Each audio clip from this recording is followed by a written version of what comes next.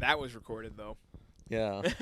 Didn't want that other stuff to be recorded, but that was recorded. Yeah, at top secret information that cannot be Yeah, it's cannot be leaked. classified.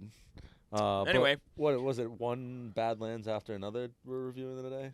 one Badlands after another. It's Paul Thomas Anderson's that newest one? hit. Yeah. Imagine Paul Thomas Anderson directed a Predator film. He PTAs. probably never would, but That's what the P in PTA stands for. Predator Thomas Yeah. Anderson. No, that's not good. That is not a good thing Just to call kidding, him. Paul. Sorry. Not in Hollywood, dude. You do not want to be called a Predator in Yeah. Hollywood. Sorry, we just watched that movie again. It's now streaming at home. I had to plug that movie real quick. But today we're here to talk about Predator Badlands, which is the newest Predator movie, PG-13 one. And kind of the newest Alien movie. Yep. Kind of that, too, in a little bit of a way. But this is Spoiled It, of course. I am Leon, the host, and this is Dan, returning guest. And, yeah, we were a little late to reviewing this one, but we really wanted to talk about this one, especially because we kind of have a different opinion on this movie than a lot of the people out there. And we're obviously going to get more into that. Predominantly, at least. I mean, I think there probably is quite a few more lukewarm takes. Yeah. Like I think what was its Metacritic rating? I think most of to get it out of the way real quick, I think most of the from what I've heard at least, the diehard original Predator fans. Oh yeah, they don't probably really like I was this. gonna say they probably fucking hate this movie. Which is to say nothing of its quality off the rip. Honestly, it's just that's my take on it. Yeah. From having seen it is I feel like if you are you kind of just are original Predator in the comics is all I recognize as canon. But someone made a don't good like this. point where But you probably don't like anything either. with how much stuff they've done with the comics and stuff with Predator at this point, this movie kind of seems like a really big step in a different direction because this is actually the first Predator movie to feature the Predator as the main protagonist, not the antagonist. So he's kind of like the hero of the story here. His name's Deck. And basically, this movie starts off also on a Predator planet. And you kind of see a different side of a Predator movie that you've never really seen before. And honestly, not just a Predator planet, the Predator planet. It's Yautja Prime. The home world. Yeah, that's where they came from. Honestly, which seems like a really shitty place to live, by the way. I really liked that beginning part. I did too. I thought that was where the majority of the film was going to take place.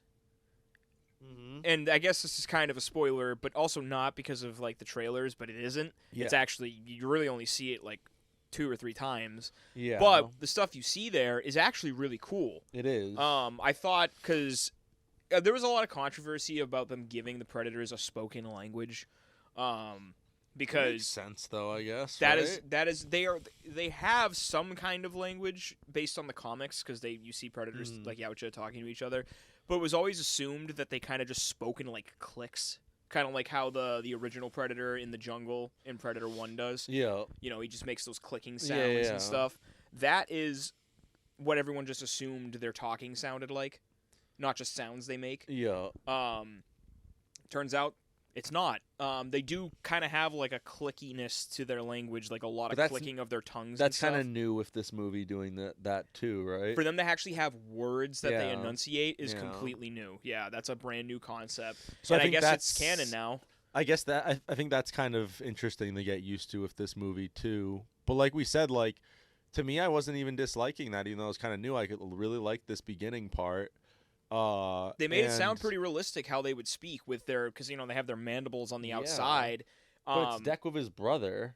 Yeah, and they're training mainly, and his brother's kind of actually bigger and better and oinkier than he is. His brother looks just like a regular Predator. Yeah, you kind of see how much of a runt he is, when you see him compared to his dad and his brother. He's a solid head shorter than both of them. Yeah, probably still bigger than most human beings. Yeah, but not as hulking and just gigantic as a regular Yautja is. Exactly. So I guess the runt of a Yautja litter would be the equivalent to an incredibly athletic and overdeveloped human. Mm-hmm. Like a NFL tight end. Yeah. Somebody that's 6'6", 6'8", 270 pounds, and they can run like 20 miles per hour. You know what I mean? Yeah, but he's kind of the But to underdog. Yautja, that's nothing. You know what I mean? Exactly. Yeah. He's nothing to them, but he's If you're kind not of at the least underdog. 7'6", Yeah, to you like know, anyone else, and, because like, they're still 400 like you're pretty pounds. badass. And he is pretty badass, and he is smart and stuff too. I think there's stuff that we can't really spoil with the beginning part until we get to our spoiled it section, of course, later on. But I think that beginning part is really strong, like the family dynamic, even though it's all subtitles and stuff too. I think it's like actually pretty strong, and I think it's because like you do get a lot of I think that is one change I liked.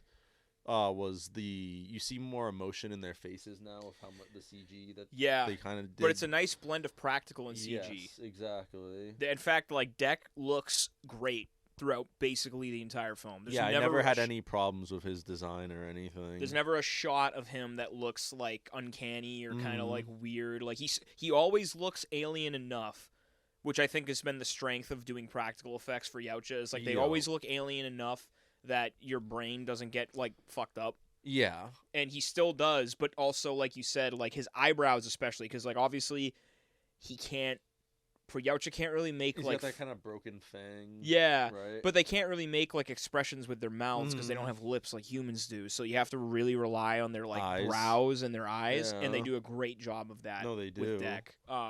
You see a lot of like moments of shock, of anger, of even when sometimes like there's that one occasion where he kind of makes a joke, and you can see his eyebrows kind of go up. So they did a good job with those micro expressions while still making him look like a predator. Do you wish that like this kind of? Do you think you were fine with how they approached it, or they could have done it better, or do you think like they could have actually just gotten rid of it and had it be more like something like Primal, where there's like not even any dialogue really? Oh, I think it was good. I think honestly, like part of what I think I really liked about this film is the fact that it was willing to take some risks. I think a lot of them didn't land, and we'll get to that. But I think a couple of them did. Because I think the writing to me was like one of the things that I wasn't really liking here as much. I think the beginning part, like you said, I wanted to actually circle back to that because I think the beginning portion, the dialogue between, because so basically it sets up the premise pretty nicely too. It's a pretty basic premise. It is. Which I thought maybe they could like ride on the strength of it being basic but strong. Not really, but again, we'll get to that. But it sets up the premise nicely of where like Deck is known to be a runt. His dad is like the leader of their clan and just disowns him because of him being a runt. Because I guess it keeps the momentum going. Like just it doesn't really stop. Like it right from the ground. It kind of starts running, which I did like. And then about he goes to prove himself to his family and his clan by hunting like one of the most dangerous creatures they know of in the galaxy. And I was like, that's a pretty cool setup. Like I like this so far. Like it made it clear that the Yautja culture was brutal and uncompromising, which I think has always been the way that people like take like honorable. Like they're honorable as a species. Like if you impress them, they won't fuck with you. Like Dutch, you know what I mean? Like Dutch impressed them. Danny Glover's character from Predator 2. I still have it. That's one of the only Predators I haven't seen. I think. Oh really? You haven't seen Predator 2? I think it might be the only Predator I haven't seen at this point. That's crazy. Yeah, because I've seen all the AVPs and I think I've seen all the other ones, but. That's actually fucking I was wild. gonna watch it the other day actually, but I didn't have the time. But I'm gonna tell you right now, Predator 2, in many ways, is one of the weakest entries in the entire series, but also in many ways is one of the most fun. Okay. It is just batshit insane. Like it's almost got like the way they portray Gremlins too. This is getting off topic, so I'm gonna leave it at this one comment. But basically, like they portray New York in this very like dystopic cyberpunk way. You know what I mean? It's a very '80s film, even though it came out in the '90s. Where it's almost like Gotham or something. Yeah, kind of. Like there's like roving bands of criminals on the streets that are having gunfights with police in like broad daylight. It's really interesting and like. And like even though Danny Glover's character is like a police lieutenant, he has like the authority of like an army captain in the way that he's like interacting with things going on in the city as the Predator shows up and starts hunting. So I think like the skeleton of the movie is incredibly interesting, but it's just so fucking campy. Interesting. It's so campy, but I think you might like that. I am interested to see it now since dude, I want to watch it with you. Seen, please let me be there for that. We should definitely do that. And but especially with Killer of Killers, how they ended that. Yeah. So. But anyway, point of that was to say that they I think stay very congruent to the Yautja culture, which is like they're very honorable, but also like kind of dicks. Not even kind of, they are dicks. Like, and they I was are going to very circle brutal back. I think and very, I was like, going to say earlier, right. where that is very new, but at the same time, like I think for like big fans of the Predator and Alien universes, a lot of that like culture stuff is in familiar. The comics and stuff. It's actually very familiar. Yeah, exactly. So I think they did a pretty good job with it here. Yeah, exactly. And then Deck gets to the planet. Yup. And it was this where you started to have more problems with it as well, with like some of the other things that were introduced with the planet. Yeah, I think that the setup for the planet itself just took too long. Yeah. It really dragged, which is unfortunate because there were some pretty cool scenes. And I think one of the most polarizing aspects of this movie for me personally is Elle Fanning. Did you not really like her that much? Well, I did and I didn't. Yeah. And like I kind of need to wait to the spoiler section to elaborate more on that, but when she's first introduced, like her original introductory scene, which is pretty shortly after Deck gets to the planet, some of her lines were just not landing for me. Yeah, same. I like just her delivery, and this is I don't think it's Elle Fanning's fault. She's it's fan, not. Yeah, because of one reason that I can't talk about right now, and another reason being she's a fantastic actress who's been in a lot of great movies and TV shows. Yeah. So it's not, everybody has a bad day. To me, it's more like that's where this movie starts to feel more like the PG-13 rating it has. The Disney-fied Predator, yeah. She's one of these characters that very much feels like Disney forcing like Disney elements in like a PG-13 property that they own now, or PG property that they own now, and it's just like, why is it that like when it's PG or PG-13, you guys have to force these sort of elements into some things, it seems like, that you own now, It makes me think back to, like, cartoons we watched that were PG that could manage to get darker at times than some Disney, like, PG-13 projects. And the thing is, like, it's the same thing with this other character I'm going to bring up. They introduced this, like, kind of alien monkey kind of The thing. Grogu of this movie? Yeah, and it's a very basic name they have for a nickname. Bud, right? Isn't Bud the nickname something for like her? that? Yeah. But it's very like basic kind of nickname that they give this character, and kind of arbitrarily, which is probably to give it a basic simple nickname that kids can learn easily. No, exactly. If it has a little fucking toy or something too. But yeah, that is also a character and thing in this movie that very much seems like, okay, Disney's making a Predator movie now, where token cute character. Yeah, I could see. I wouldn't be surprised if, like, if I was going to Disney World this month, if like I had seen toys of this at one of the parks or something. Dude, look at Steck and Bud plushes. Yeah, exactly. For the low price of $49.99. Yeah, probably. But and the thing is, with that character, the monkey character, and even Thea, is that Thea, right? That's her name? Yeah. Okay, yeah. I didn't even dislike those characters. It just felt like these were characters from another movie. Yeah, like they were taking a vacation in Predator. And in a way, I guess the Elle Fanning character is a character from another movie, because that's, as Dan She's said, a Weyland-Yutani synth, which the trailers already brought attention to several times. Exactly. So Weyland-Yutani are the antagonists. But it also in this doesn't film. even fit the Alien franchise to me either. You know what I mean? Where it's like, this feels like it's from another movie. Oh, right. It is. Right, but it doesn't even feel like it's part of that movie franchise either. Well, I like how they, like I said, retroactively, when you learn more about her character later, I think like that helps soften the blow of her introduction. But her introduction is just so jarringly different than any other synth character that we've seen throughout all of the Alien franchise, that you're just sitting there like this, like, really? Yeah, no, like, exactly. She's an android? That it's was like me she's a sounding remarkably human every time she talks, and not just human, but cringy human. And the thing I think I'm also trying to like be aware of with us reviewing this is like, I don't want to come across as one of those people that's like super staunch about like the lore and shit. No, I could really give a fuck less, but it's just like, as long as it's good. Yeah, but when these things seem to like just stand out, when it's like I said, like, everything around it isn't it's like really the reflecting tone that. Almost, Yeah, where you're like, we've never even gotten this before in this franchise. Like this It's is a just tonal little disparity. off. Yeah. The movie had been extremely serious up until that point, which That a too. little comedic relief every now and then is not going to kill anybody. But even a lot of serious movies have little tiny funny moments at and points most of the time, stuff. if you're a good enough director, you can execute it really well too.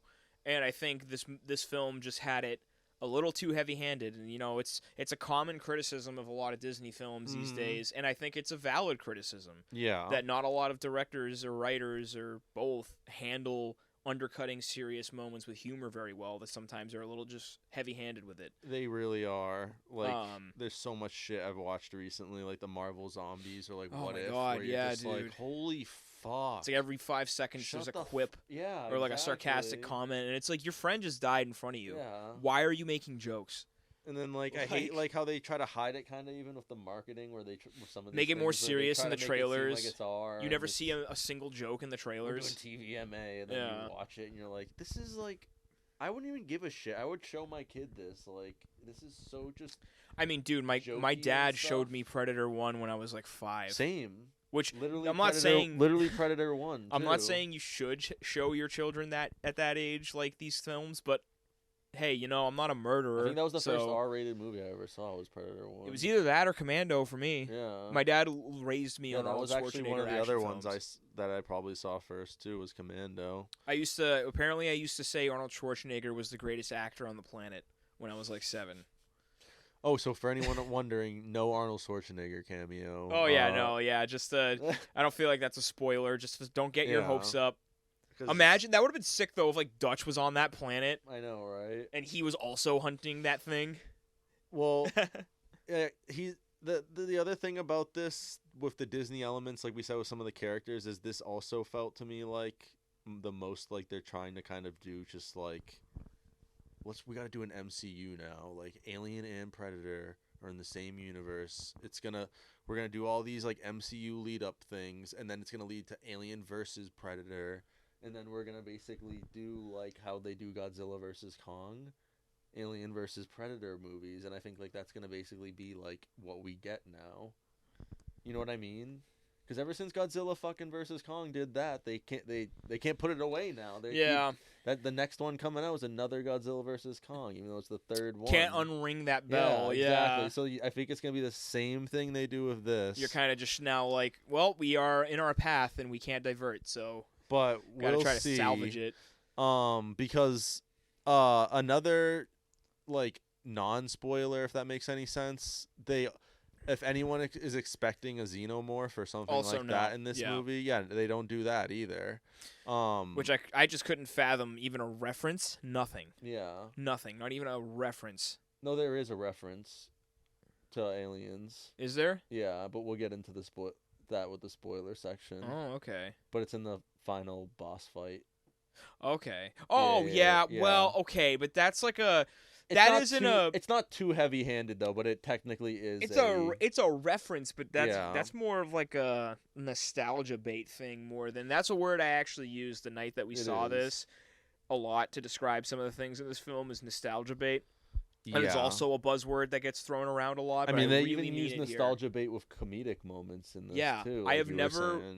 I've literally never I just remembered one that made me cringe. That's when it pisses me off more than anything is when they try to do it with comedic moments because it's almost like they couldn't help themselves. Like they were just like, but we gotta get that iconic line in there from like the first one or something. Kind of makes me think of like in Spider-Man No Way Home when fucking Norman's like, I'm something of a scientist myself. Like I laughed when I first saw it. But now, anytime I've watched that film, I'm like, damn, it's actually kind of fucking dumb they had him say that. Because it's so gratuitous. Yeah. And literally doesn't mean anything. It's just like in the movie. We've talked about with some of these things, just pure fan service kind of. They didn't really think about, like, if this even makes sense in the long context of things. They're just like, it's funny, though. Like, it's the meme. To keep it rolling along so we can get to the spoilers, though, I would say that the beginning of the film is strong. I'd say that once he gets to the planet and meets Thea and like that. So what, like the first 10, 15 you thought were very strong? The hook is really good. I think. The hook is good. They kind of just spend a little too long just kind of doing nothing in the jungle. Yeah. Like they have what a it goal is? in mind. They keep showing you how dangerous it is, and you over and over again. after a point you get to like, okay, I get it. Everything fucking kills you in this jungle. Oh, you know what like, fucking scene I actually hated though? What? Was the opening scene of the film.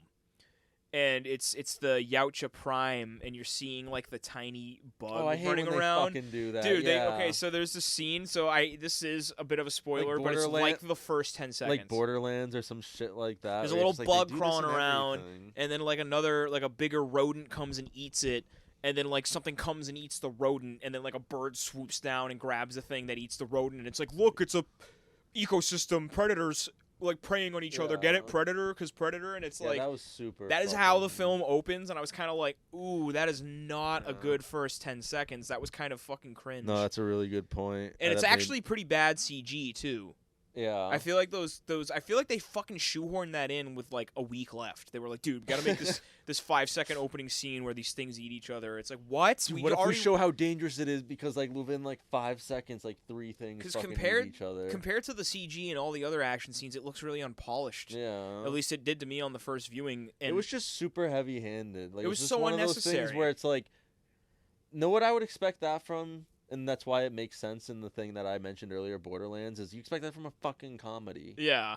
Like, we're fucking, this thing's eating this, and then a bigger thing comes, and a bigger thing comes. And it's a little, they're trying to it's a little silly, or it's a little goofy, and a lot of things have done that, but sure, it's a comedy. They're trying to play it off seriously. Yeah, this isn't a comedy, and it's just, it's almost a comedic moment, or a comical kind of moment. But yeah, everyone's gonna hate us because we're shitting on this. But hey, I think we've been pretty fair. We talked about a lot of the stuff we liked, and also, I'm not saying that you shouldn't go see this film either. It is good. Like, if you're a Predator fan, I think you owe it to yourself to go see it to see if you like it or not. I do actually want to see it again with my dad. Yeah, yeah. See if you think any differently on a second viewing. Exactly. Yeah. And, in no way do I want to make this sound like it's not an endorsement of the film. Exactly. I just think I had a lot of criticisms for it. Well, I think more people than I weird normally nowadays. Like, if you come in with any criticisms, they can almost just be like, "Oh, it's like I love this movie though," and it's like an attack on them. Yeah, and it's like, and I did like this, but like I did have a lot of the problems with that stuff, and it was sad too because Dan Trachtenberg, I think is how you say the director's name. Don't look at me. He's done 2 other Predator movies. This is his 3rd one. But the other 2 he came out with were on Hulu, and they were also rated R. So, I don't know. To me, it really felt like, since this was his 3rd one, it was PG-13, and it was also the first one he did that was in theaters. I feel like there was a lot more like studio interference here. He just got held back. Yeah. Yeah, probably. Because that's what like Marvel directors have come out and said in the past, is like, if you make a Marvel movie, or at least the way they make them now, like after a certain point of when they were making them, it's like the studio just churn machine where they're just pumping them out. No, it's got to be like this. Exactly. Because I remember back in the I think it was Sean Gunn. Before he or James Gunn before he moved over to DC. Sean Gunn's his fucking brother. James Gunn before he moved over to DC that talked about how like Kevin Feige apparently, like, when he was like truly calling the shots with the MCU, they were actually pretty chill about like just basically giving you an outline of like, okay, by the end of the movie these 2 things have to happen.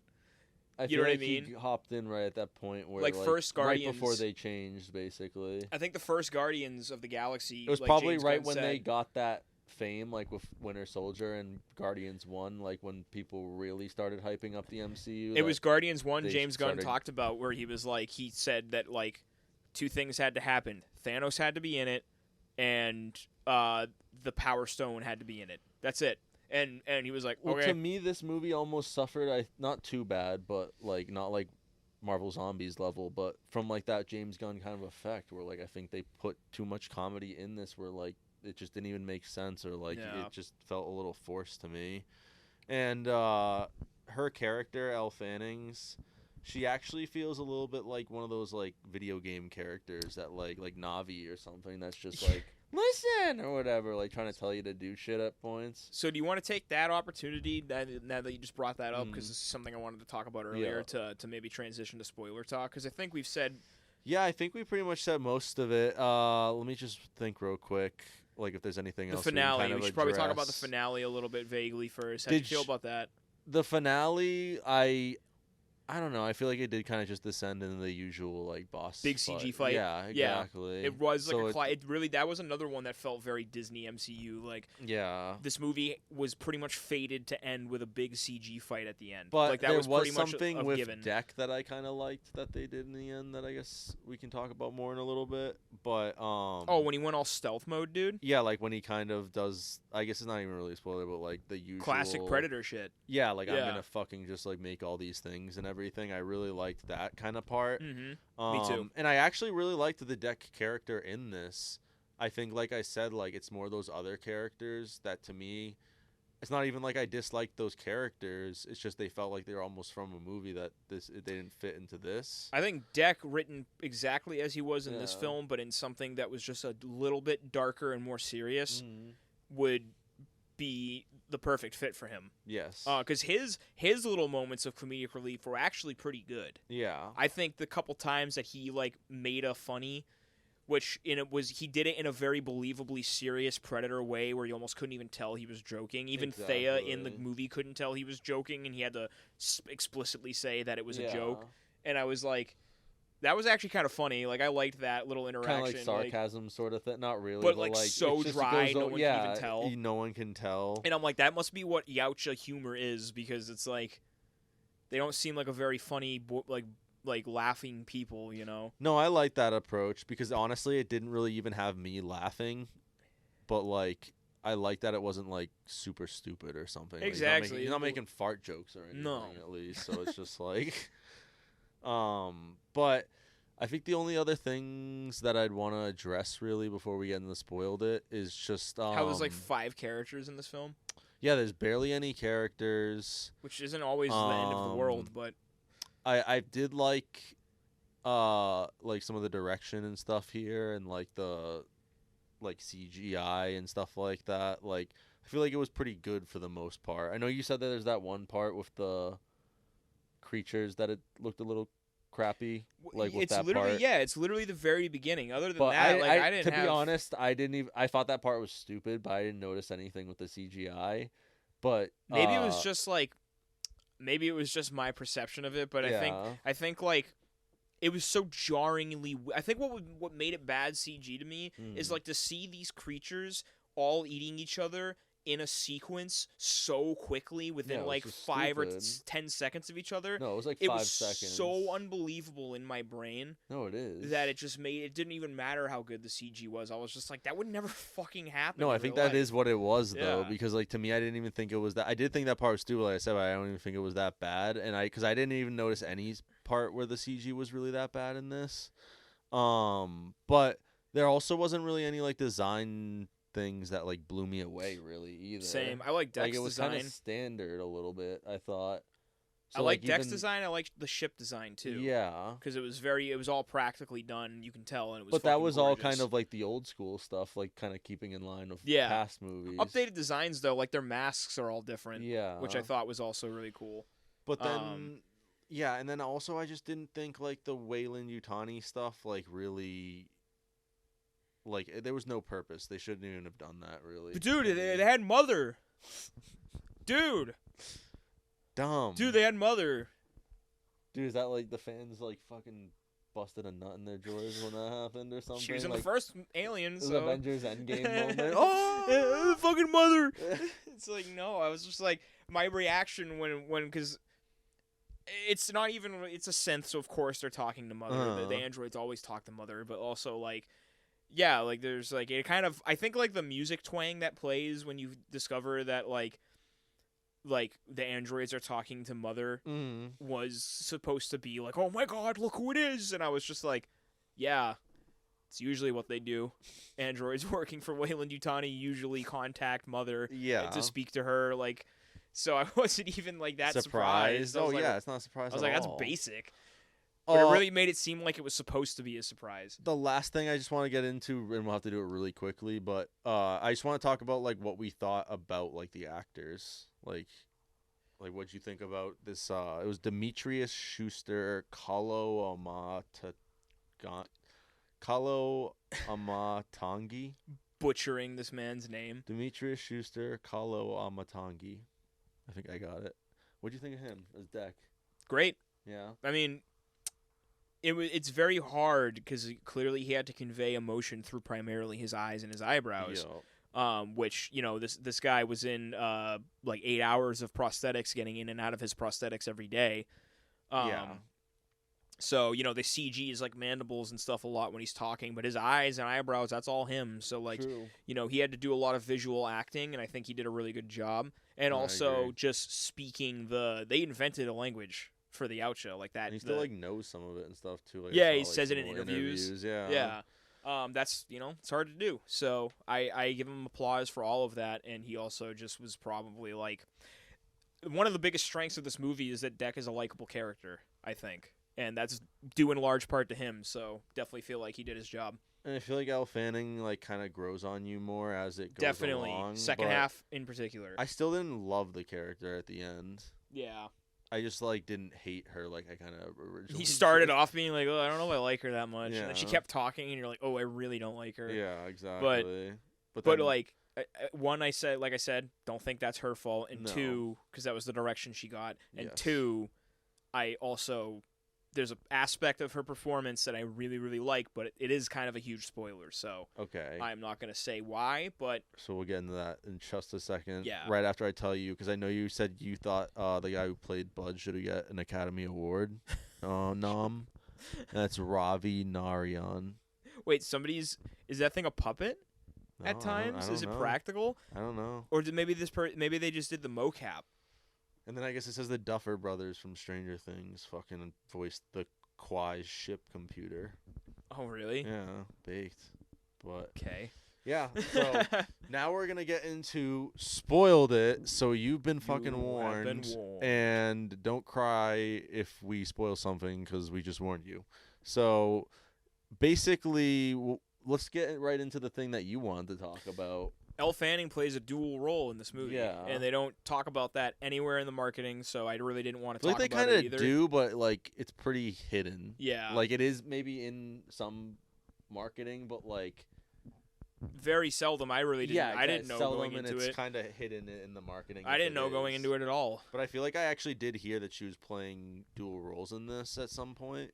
But then when we saw it, I like had completely forgotten that I heard that. And I'm like, oh yeah, she's playing two characters. It looks like it doesn't even list it on the fucking IMDb. It just says Thea. So yeah, I guess it is kind of like a little spoiler thing. That's why we wanted to hold off on it for you guys. But so she has a sister, Thea, Elle Tessa. Fanning's character, Tessa, and she shows up. Actually, it takes a while for her to be first introduced. And I guess like what makes them special as Weyland-Yutani androids is their designer, for some reason, gave them the ability to be empathetic. But the reason that was done is so that they could understand alien species on a more fundamental level than other androids, so that they could more easily capture them for study. So, like, they were given emotions, essentially, for the purposes of using them to manipulate things. But they kind of, like, split them in, like so that like this one's kind of more for this, like to kind of be more human. Thea ends up becoming much more human, whereas like Tessa is very like, I'm going to use my powers of understanding to make kind of more happy. The classic evil twin, good twin, or just the more classic evil Weyland-Yutani robot you see in some of the Alien movies. And I think her performance as Tessa, doing that kind of emotionless, robotic psychopath thing was really, really good. Yeah. Honestly, like the scene where she has like Deck on the table and is like, well, I think that character was torturing pretty him. Basic, but like at least you understood her motivation. It made sense. Like she's gonna be put out of commission if she doesn't do this job, basically. Yeah. And yeah, just to me, it seemed to work better for me. Well, dude, even though like I said, that character isn't deep, and I wasn't like, this is an amazing villain, because it was not at all. No. But it was like, it kind of just got the job done at the end. Yeah, of the day. And it was, I think, a believably chilling performance. Yeah. Like, I think she did a really good job at portraying, like, it's kind of like people talk about, like, Robert Patrick in the T-1000, you know? Like, and it showed that she isn't the problem. Like, exactly. It's not her range. Like, I don't. Yeah, I think she could have done Thea's concept probably in a much more or a much less. But instead, they just had way. to make her kind of fucking annoying a little bit. A little bit, yeah. Like you said, like some Navi, people don't feel that way, so we're not to criticize anyone that does. But yeah, we just thought that was just a little personally does. A little too much for us. But and then also the fact that like I thought another interesting twist, even though like the character was definitely just like merchandise bait, is that like it was the kid. the kid of the thing that which also what the hell is the monster's name? Very very like very not impactful name for the creature that he's even like Zolisk or something. Was that what it was? I don't know. I think it was Zolisk. Well, that's ChatGPT. No, I think it was Zolisk. Zolisk? Yeah. Yeah, because it's like literally. Didn't they say like his dad even feared that thing? Yeah. I don't know. Fuck it. I was gonna ask it, and then I was like, no. Kalisk. So I was close. Because I was like, when you said that, I was like, I feel like that sounds right, but like it's not like, quite. Yeah, exactly. It was one letter off. But yeah, so the Kalisk, which it was an incredibly memorable name. Yeah. I did kind of like the creature's design, but I thought, it was pretty generic. Yes. There was nothing about it that was striking visually, even though they spend the whole fucking first half of the movie hyping this thing up. Yeah. Like, you have Yautja talking about how, like, a clan leader is afraid of it, and I'm like, wow, this thing better be really fucking badass. In terms of viewing it that way, it did not meet those expectations. Yeah, I'm like, this thing better be Yeah. really badass if a clan leader fears it. Yep. Clan leaders in Yautja lore in the comics have some of the most crazy technology available to predators. Like, they are absolute menaces. So, like, seeing what it ended up being, I was like, really? Are there any other spoiler moments? Oh, his brother dies. Gets beheaded at the beginning. Yeah, which is by pretty his raw. father. That's another big spoiler. We couldn't really tell you, even though it's so early in Defending the film. Deck because his dad basically decided, nah, he's not worthy, kill him. Which I was like, holy shit. I was like, you're a weakness to our clan, so we're just gonna cull you. We're just gonna fucking murder you. And that's why I think there was parts of that were strong, because Yeah. like that stuff maintained like stuff that you would kind of maybe expect from a Predator movie. Yeah. Like that stuff didn't seem unfaithful at all. It's like, well, you're unsalvageable, so Yeah. bye, we're gonna kill you. And it's like, what the fuck? And I saw that Dan wrote this with 2 other people, so I don't know. Maybe he like writes the Predator parts, because with Killer of Killers, that was like, because the Predator stuff really is still like the best stuff in this movie. Yeah, It just isn't in the forefront, really. Exactly. Yeah. And then the Disney brought on. Maybe Yeah. that honestly is like not a bad theory, Yeah. because like all of the Yautja stuff is pretty much awesome. Yeah, I'd it say. is. I had no problem with that shit. Because also, like you said, the scene at the end during the climax where like it kind of retroactively made how much time they spend just like putzing around in the jungle worth it in a degree, because you see Deck.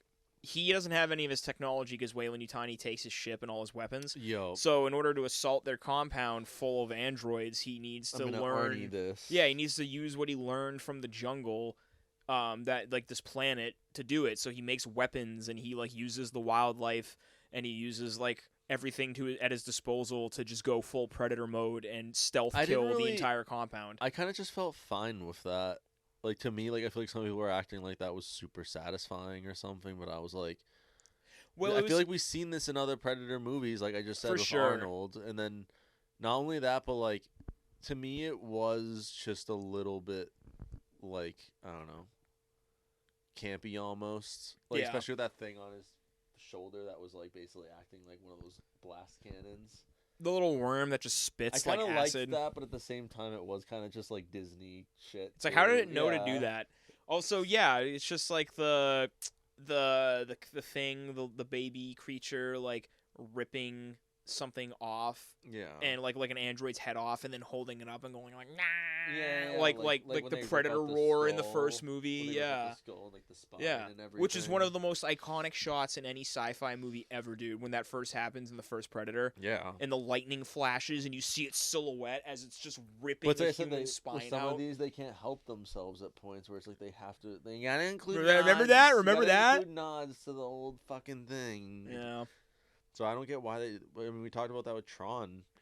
Yep. Oh, well, Tron was so much worse about it than this was, I think. Yeah, no, it was. Because it was just so explicit. Like, this was, I guess, explicit, but not in nearly the same way. And then the other thing that we talked about is that Aliens thing, where they bring back kind of like a bigger version of that mech that that Ripley uses. fights the Queen with. Yeah.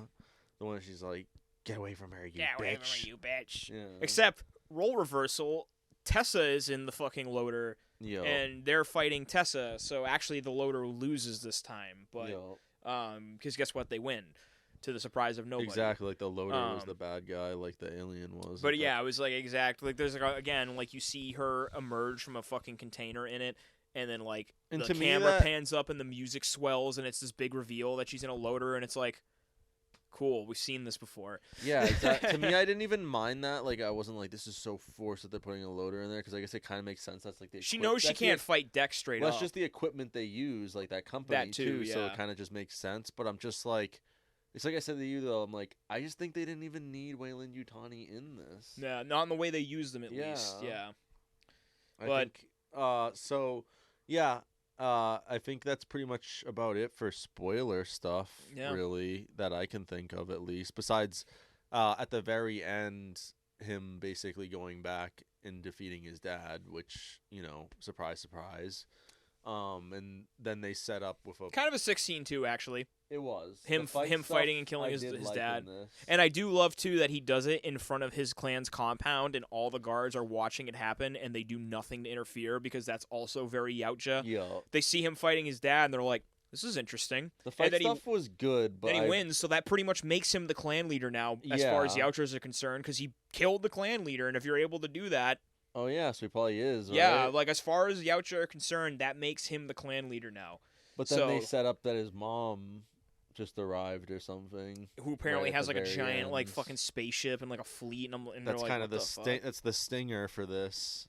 Mama's here. Setting up a sequel, no doubt. But we'll see how this does in the box. It hasn't even broke even yet, and it's been, like, a little over a week. But it seems like the word of mouth is good, and, like... You think it's going to have a very successful second weekend? I think so. Yeah. But the word of mouth is good. I would love that. I love Predator. Also, word of mouth is good, and also there was something else too. The word of mouth's pretty good for it. The marketing post-release seems to be getting a lot of traction too. Like I'm seeing interviews of Elle Fanning and Demetrius, like talking about everything and what just came out. Oh, Running Man. I don't think Running Man or Now You See Me are gonna do that great. Yeah. Like, I think they might be number 1 or number 2, but, like, this is still going to do pretty good at the box office, I think. I would love that, because it might even be fighting some of those 4. No, it might still be number 1, but I doubt it, but we'll see. Well, Running Man's R, so it's like, this is at PG-13, so, like, that's where Disney's kind of smart with the... Historically, it's a little more accessible to weekend crowds. With their little trickery shit, so, I don't know. It should be interesting, but I wish this the best. Same. I like love Predator. Dan's other, not this Dan, but Dan Trachtenberg's other Predator movies. I just think that this, to me, was definitely the weakest of his 3 so far. Not a bad film, but I think it passes for me. It's just not something I would really watch again. Like I said, I might see it with my dad because, like, he asked me. Yeah. But, like, otherwise, and like I said, it does at least pass for me, but otherwise it would be like, no. Yeah. Like, I feel that. And I might even buy it, too, because, like, I have every other Predator movie. You gotta keep up the collection. Yeah, exactly. And it's not so offensive that you're not uninterested in owning it. Yeah. Exactly. And I've done that for plenty of Marvel and DC movies that were terrible as well. So, like, it's better than a lot of those films I've gotten for Marvel or DC sometimes, as they put out some real garbage. But would you agree with a 7.6 out of 10? No, I think I'm below that. Is that the IMDb user review rating right now? Yeah, so usually that's pretty high. Usually we don't give reviews, but we kind of see how we compare to the average reviews out there, and it's kind of like a 7.6. That's on the higher end for IMDb, which is pretty right? much I think the second highest rated Predator movie besides the first. That's amazing. Yeah. That's higher than Prey. Yeah, Prey's got a 7.1. Oh, Killer of Killers actually has I think it's probably third because that has a 7.5. Dude, Prey at a 7.1, I would flip those, and maybe I'd agree with it. Yeah. Like 100%, because I think Prey is like is batting. Oh yeah, I it's think going toe to toe with Predator 1 for my favorite of the whole franchise. I haven't seen Killer of Killers yet, so I need to watch that. But I think he's like they've gotten weaker slightly as he's done them. But I don't that's know. hey, you know what? That's what the masses think. So I'm not gonna tell anyone they're wrong. Most I just people personally don't think this is better. Are than the Prey. opposite. You know what I mean? Like if you look at those, it's the opposite. Most people think he's gotten better with each one he's made. That's crazy. I think it's the opposite, kind of. I mean, Yeah. Killer of Killers is amazing, but I think I do like Prey the best as well. Yeah, Prey And is just then- fucking incredible. Yeah, so definitely go see this and get your own opinion. make your own as opinion. always. But And get the box office numbers up so that they do more Predator stuff. Yup. Definitely go see it. So that we can get a PG-13 Alien vs Predator Disney movie.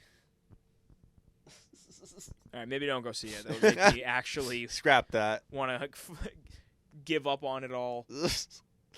But yeah, definitely check it out. It's out of IMAX at this point, but I think it's going to be in theaters for a while. I don't think it's going to be one of those movies that just Drops is on off the streaming map, in yeah. 2 weeks or whatever. So it's going to be in theaters for a little bit before you can get it on streaming. So Tell us check what it you out. think. Yeah, let us know what you think in the comments.